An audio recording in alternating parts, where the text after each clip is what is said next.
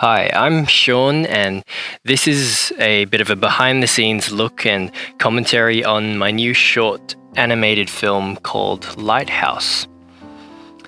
So, the whole process of creating this film took place in around 3 weeks, with a 2 week gap in the middle because we went up to Brisbane with the family. But actually, it wasn't really 3 weeks because it was more of a side project over that time because I think I had something on pretty much every single day. I think I had like 4 or 5 completely free days, and that was because I consciously cancelled on other people to work on this. So a few hours per day, probably average for 3 weeks. But I guess actually a lot of the color palette ideas and musical ideas that you've seen, I sort of have accumulated and had in my mind for a while because over previous years, for example, with the color palette, I accumulated like pretty much a collage of different basically nice images from mainly game design things, and other artwork to be able to analyze the color palette. And with chord progressions, I also have a list of ones that I think sound nice. So that's something I've accumulated over many years, and so this has sort of been the outpouring of all that. I've pretty much been waiting for a moment where I can use all that knowledge to create something for myself, and that's pretty much what this is. So with the immediate project, I started working on the story structure. Actually, before that, I analyzed some of the Pixar animations. I looked at the opening of Up, famous one, and other Pixar shorts like La Luna, and sort of worked out a story structure plan that I was going to sort of base mine on. I also recently bought a MIDI keyboard.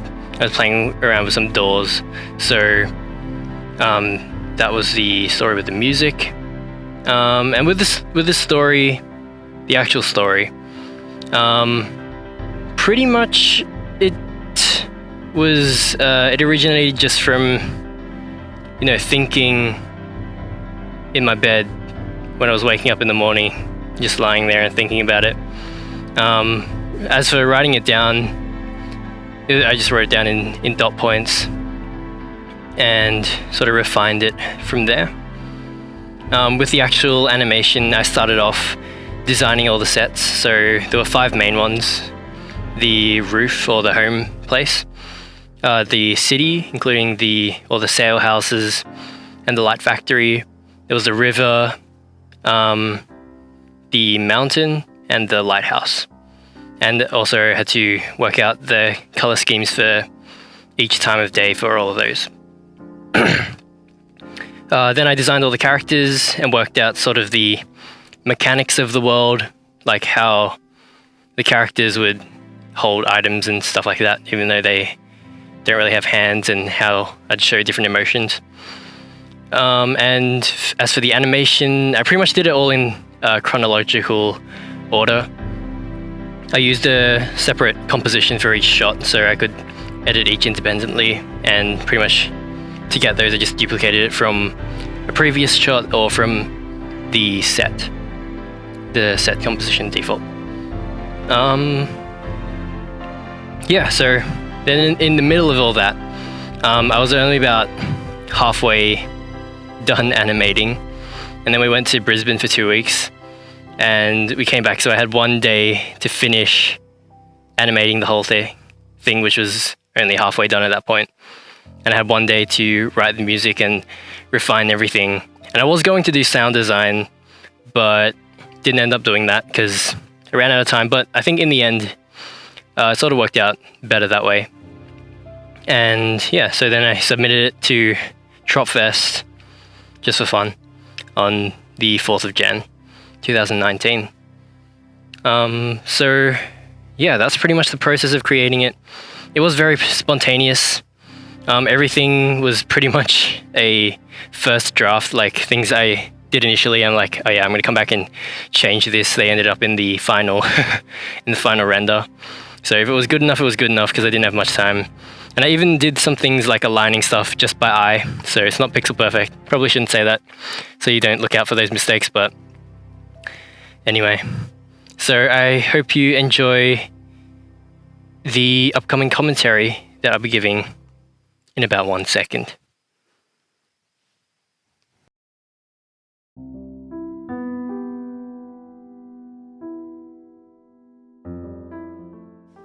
This is Lighthouse commentary. Let's go. Okay. Well, this whole pretty much first minute or so, the aim is to sort of introduce and establish a lot of the plot points which don't really seem like much now, but they come back later. Things like the musical motif, the mountain in the background, the photo frames, the neon light that you saw earlier, probably didn't see, but and these all look like just part of the design, but they're actually important to the story later on. Yeah, and especially this postcard, and the binoculars, which just seems like another present right now, comes back later, and you see why they're part of the story. This part was actually probably one of the hardest to conceptualize, because I mean, how do you animate someone growing up and doing the same thing every year on their birthday? And I know you can just see I did it there, but to come up with that efficiently, to show it efficiently, was something pretty difficult. But I'm glad it turned out all right. This next part, the sort of discussion between the candle and the mother, it's sort of saying that he wants to sort of be accepted as a grown-up, or on the same level as the mother. That postcard, or that sale house pamphlet thing, sort of juxtaposes the other postcard from his father, which is where he wants to go, contrasting what society wants him to do.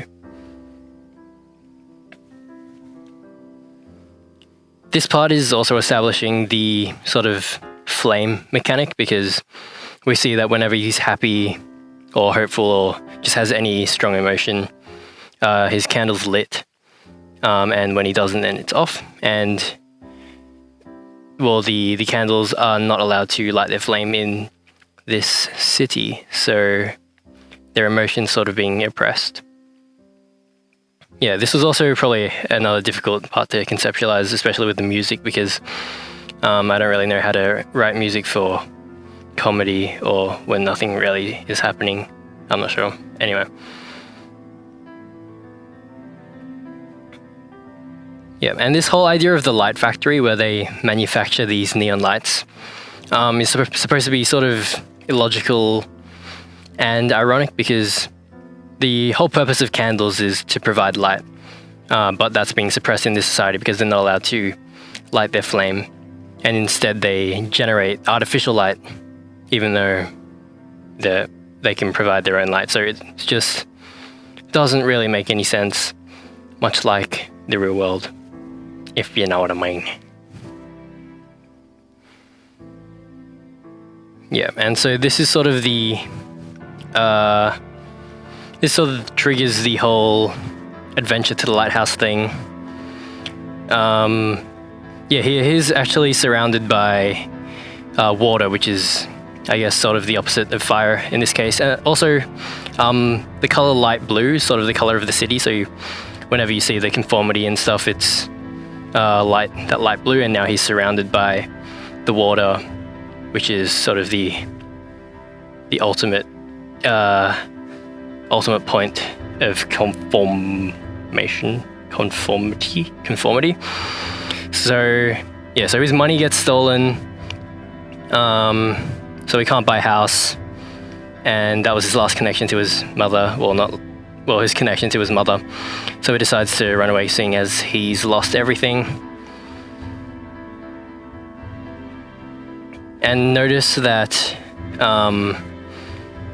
with the color scheme, it's not so blue or light blue anymore, and that's sort of reflecting the candle's emotions.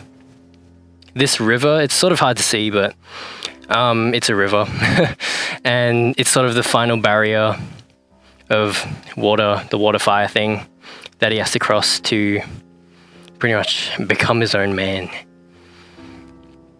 This shot, the wide shot, wasn't initially planned, but I thought it was something really cool that it worked out along the way, with the contrast between sort of the man-made city and nature. And the fireflies that you see here, they're meant to be like natural light, so that's meant to contrast the artificial neon lights from the city. And also it's just meant to be show like sort of the beginning of a friendship or love between the two characters, and that's why they venture up the mountain together and find the lighthouse.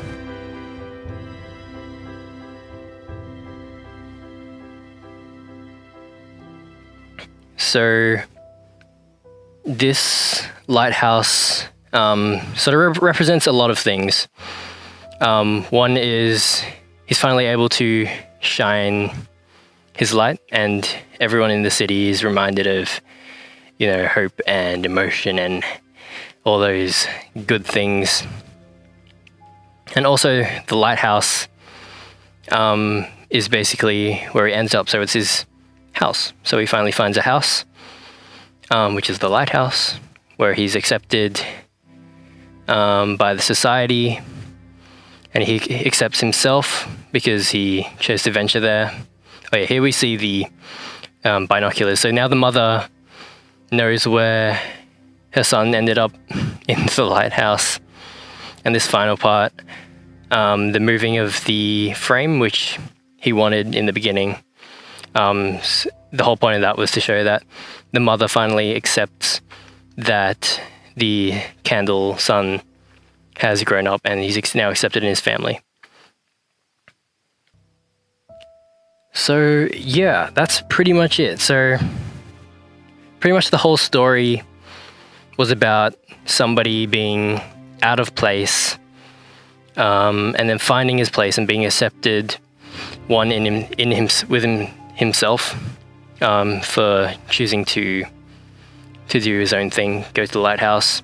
He's accepted in his family because his mother finally accepts him and knows where he is. He's accepted sort of socially because he was lonely and, you know, sort of bullied, so he finds a friend, and within the society as a whole, he is able to defy the society and is able to shine and is finally respected and seen by everyone. So yeah, that's pretty much what this story was about. I hope you enjoyed this little peek into the process and the thought that was put into it, and bye.